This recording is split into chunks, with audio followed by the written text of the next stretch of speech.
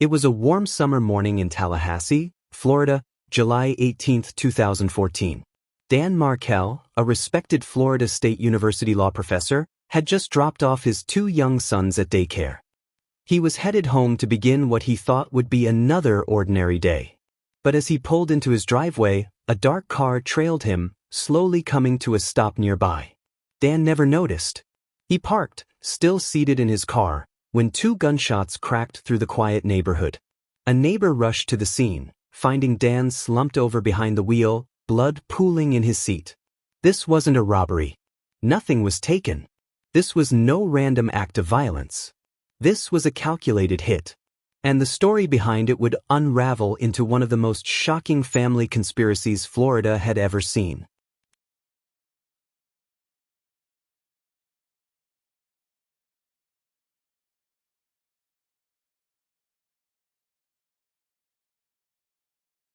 Dan Markel was not just another name in the news. Born in Canada, educated at Harvard, he was brilliant, ambitious, and admired by colleagues and students alike. Friends remembered his sharp wit, his love of debate, and most of all, his devotion to his two boys. But while his career was flourishing, his personal life was crumbling. Dan's marriage to fellow lawyer Wendi Adelson had ended in a bitter divorce. The custody battle that followed grew into an all-out war. Wendi wanted to move back to South Florida, where her wealthy family lived in Miami. She dreamed of raising her children closer to her parents, particularly her mother, Donna Adelson. But Dan refused. The court sided with him, preventing Wendi from relocating with the children. For Dan, it was a victory in the fight to stay close to his sons. But for the Adelsons, it was an intolerable loss. To them, Dan was more than just an ex-husband. He was an obstacle, one that stood in the way of their family's control. At the center of this storm was Donna Adelson, Wendi's mother. Described by some as controlling and manipulative, Donna made no secret of her disdain for Dan. In emails and conversations later uncovered by investigators, she seethed with anger over her daughter's situation. To Donna, the solution was clear: Dan needed to disappear. And then there was Charlie Adelson, Wendi's brother. A wealthy dentist with a taste for luxury, Charlie flaunted his money and connections. He dated younger women, enjoyed the nightlife, and cultivated relationships in Miami's darker corners. Charlie was charming to some, but ruthless to others. And as investigators would later learn, he had both the resources and the contacts to put his mother's deadly wishes into motion. For years, tension simmered between the Markels and the Adelsons.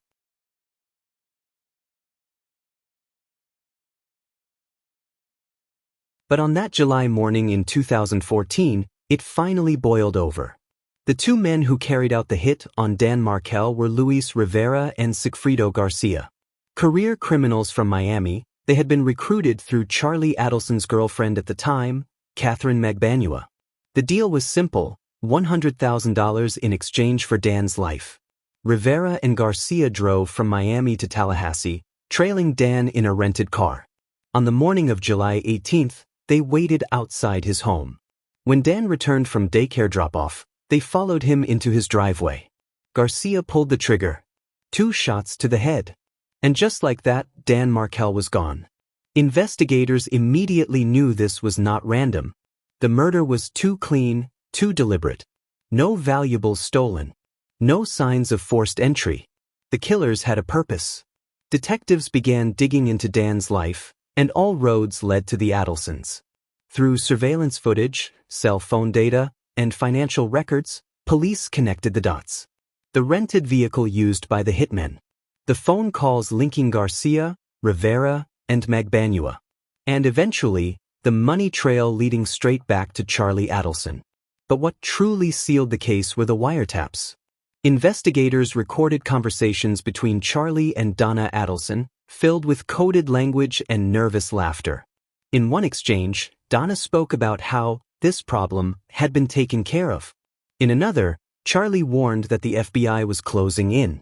The recordings revealed a family desperately trying to stay one step ahead of the law and failing. In the years that followed, the conspirators began to fall, one by one. Luis Rivera agreed to cooperate with authorities, admitting his role in exchange for a reduced sentence. He testified in chilling detail how the murder was planned and executed. His partner, Sigfrido Garcia, went to trial and was sentenced to life in prison. Then came Catherine Magbanua. Once the bridge between Charlie Adelson and the hitmen, she faced trial and was convicted of first-degree murder, conspiracy, and solicitation. But the biggest twist came nearly a decade after the crime. In April 2022, Charlie Adelson himself was arrested and charged with orchestrating the murder. In court, prosecutors laid out the evidence: the payments, the phone calls, the wiretaps. In 2023, Charlie was found guilty. The once successful dentist was now branded a murderer, sentenced to life behind bars. And the story didn't end there. In November 2023, Donna Adelson, the family matriarch, was arrested at Miami International Airport. She had a one-way ticket to Vietnam, a country with no extradition treaty with the United States. Investigators say she was fleeing justice. Instead, she was placed in handcuffs. The Adelson family, once a picture of wealth and privilege, was now in ruins. But one figure remains outside the courtroom drama: Wendi Adelson. To this day, she has never been charged. She has denied any involvement in the plot to kill her ex-husband. And yet, her proximity to the conspiracy raises questions that many still ask. How much did she know? And was she protected by the very family who carried out the plan? For Dan Markel's family, no verdict can undo the damage. His parents lost a son. His children lost their father. And the legal system they all believed in became the battleground for a crime rooted in revenge and greed. Dan's murder wasn't about money. It wasn't about chance. It was about power. About a family unwilling to accept defeat. About control taken to its darkest extreme. Nearly 10 years after Dan Markel was gunned down in his driveway, the Adelson family sits in ruins. Charlie Adelson, convicted. Catherine Magbanua, convicted. Donna Adelson, arrested while trying to flee the country. But one name still lingers in the shadows: Wendi Adelson. The brilliant young lawyer who once shared a life with Dan has never faced charges. She has insisted she knew nothing about the murder-for-hire plot. Yet investigators, journalists, and even the public can't shake the question: how much did Wendi really know? Was she simply a pawn in her family's deadly game? Or was she closer to the conspiracy than anyone has dared to prove? The story isn't over. And in the next chapter, we'll explore the secrets, suspicions, and unanswered questions surrounding Wendi Adelson, and whether justice has truly been served.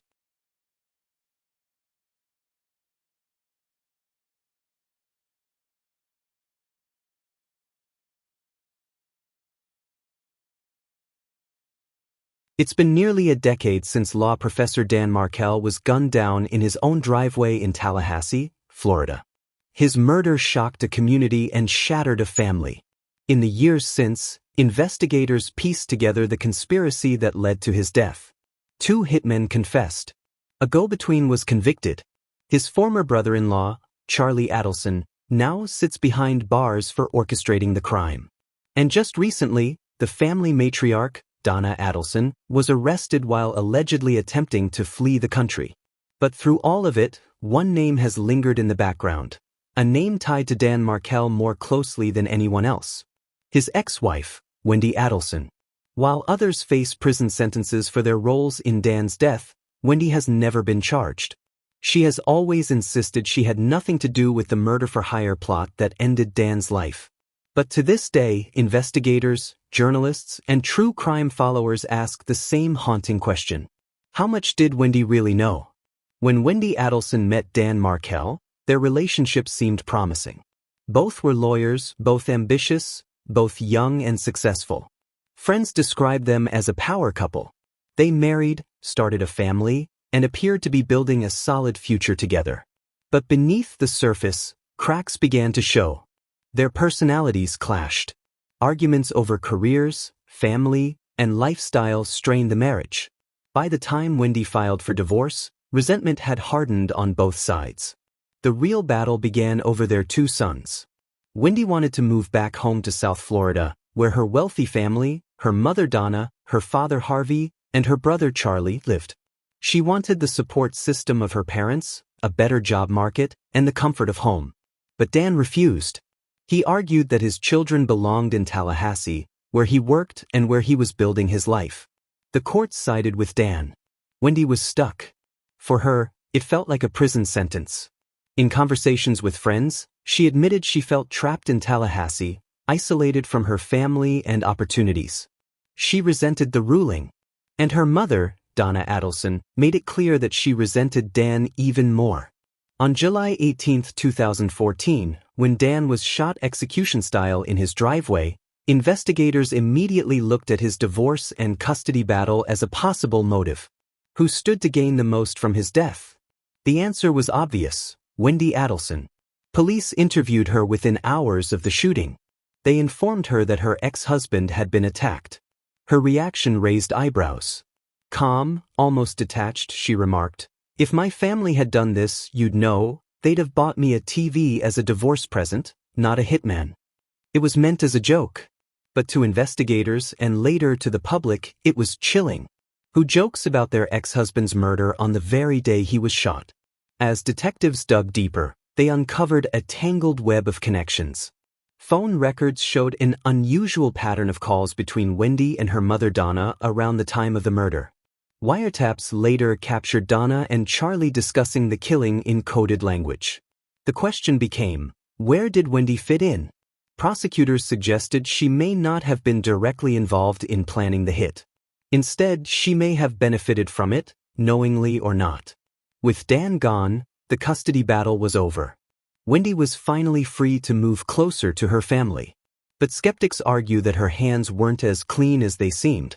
Donna and Charlie never acted without thinking of Wendi.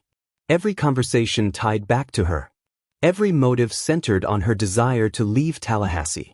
Could a mother and brother really go to such extreme lengths without Wendi knowing what they were planning?